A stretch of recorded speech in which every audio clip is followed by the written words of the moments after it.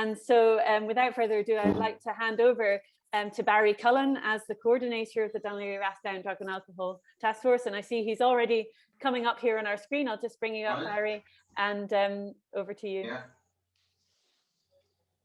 Okay, thanks, Annie.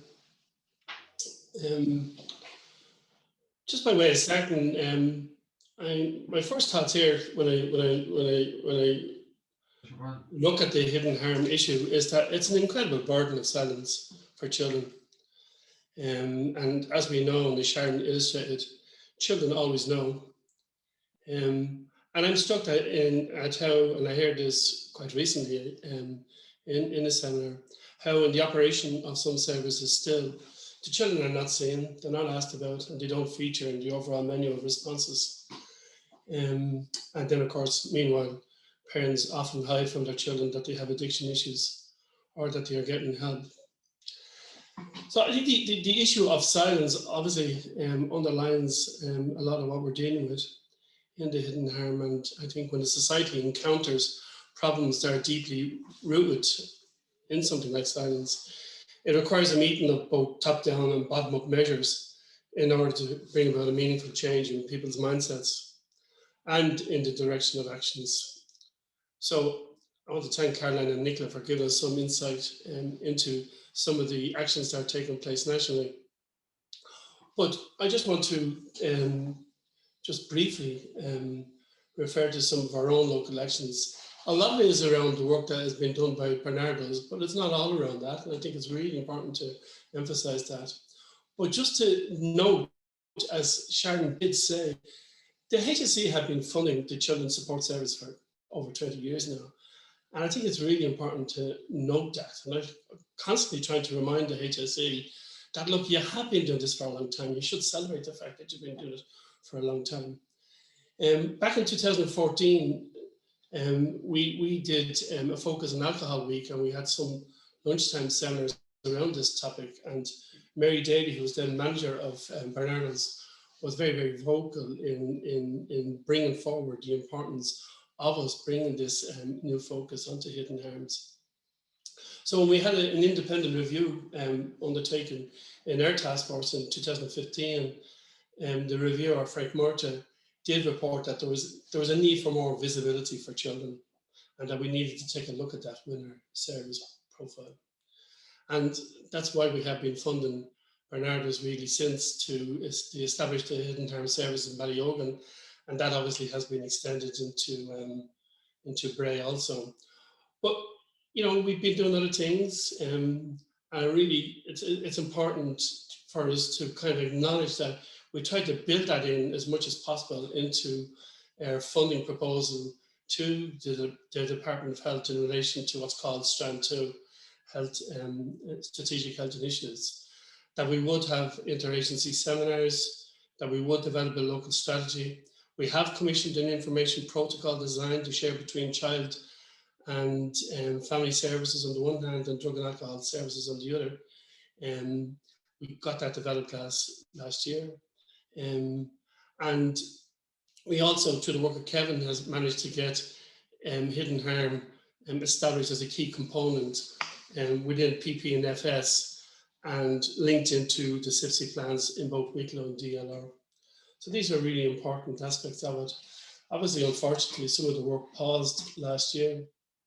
And we've seen this webinar really as an opportunity to refocus on hidden harm, and that's really what we are doing. And I suppose the context of COVID does actually provide us with an opportunity to do that. And moving forward, we are working straight out in developing the information protocol. We've already had a manager's workshop in relation to it. We've got some pilot practice development workshops for frontline personnel, straddling both types of services, which are due to start. And I need to emphasize here, like it's about that issue, that it's not just about what is hidden harm, but it's about getting an understanding of what do we mean by collaboration across some of these issues in the field.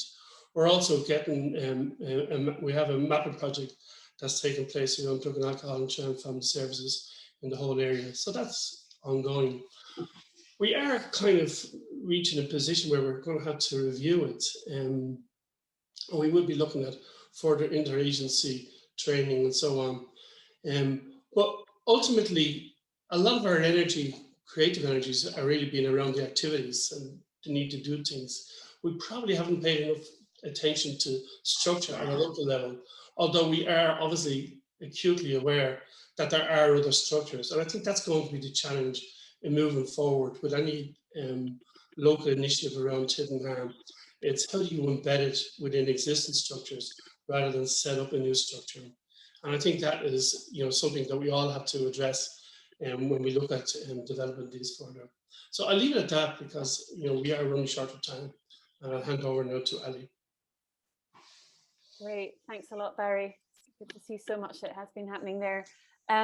So I will just share with you what's going to happen next in the final parts of our webinar this morning. We would really love it if you could take a moment to share a further response as we've kind of started to go deeper into the conversation. We were looking at where you were seeing hidden harms in your work, but now we're kind of moving more into, well, what coming out of today, what is being prompted, what next, what would you like to see happen in terms of addressing hidden harm. So I'm going to do the same thing. So this is again just to invite you to share responses in the Menti survey. So if you are happy to just go to an online page on the same device, then you can click on this blue link here, or if you'd like to use a second device, then you can just open up a browser window and go to menti.com and put in this new code. And while you're doing that, I'll just check that I can see the first sort of result coming in. And so just to say, it's just to ask everyone who's gathered as we're coming to the end of the webinar and everything that we've heard, what would you like to see happen to address hidden harm? Maybe some other, what would you like to prioritize? What would you do in terms of making this happen? So just things that are taking us into this happening next. And that's great. I can see responses starting to come in. So I'll give a moment just for people to respond, and then I can share what's coming up. Okay, and so for those of you who've had a chance to put something in, I would like to start sharing what's coming up, and I hope I'm not going to distract from others if you just want to finish your sharing your thoughts on whichever device you're using. But let me just bring up what's being started to be shared here. So yes, as a harvest from our whole group today, what kind of things would we like to see happen to address hidden harm? So things like access to training for workers, adult children's services working together. So we've got more of the sort of interagency approach there, more resources for therapists for children, continuing local collaboration between services, or maybe described as interagency working in practice. What would that actually be in practice?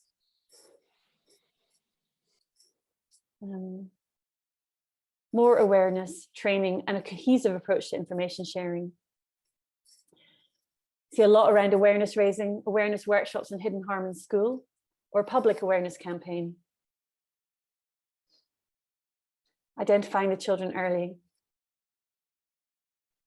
And maybe actually having an openness to interagency information sharing.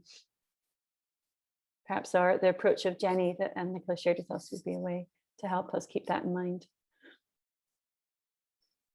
We could actually map the early intervention services. So there's a lot around how to get the interagency work to actually happen at the practical ground level. Agencies working together more. Yeah, absolutely. And just jumping down.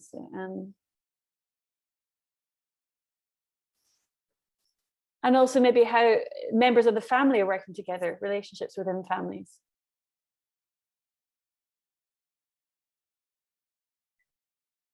And this just spelling out it's between the drug services and the family support. You can see the word training occurring again and again, including classroom training. And maybe as an approach, a child rights perspective, as well described.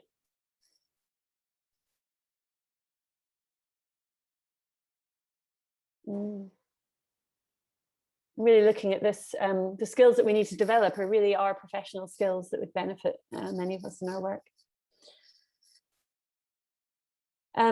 So I think I'm going to pause there on that just gives you kind of a snapshot of some of what's coming out. This is not these are not the only answers, but this is what was arising for us today with such a large group of people, all of you so connected and expert in this field. So it really is precious to have.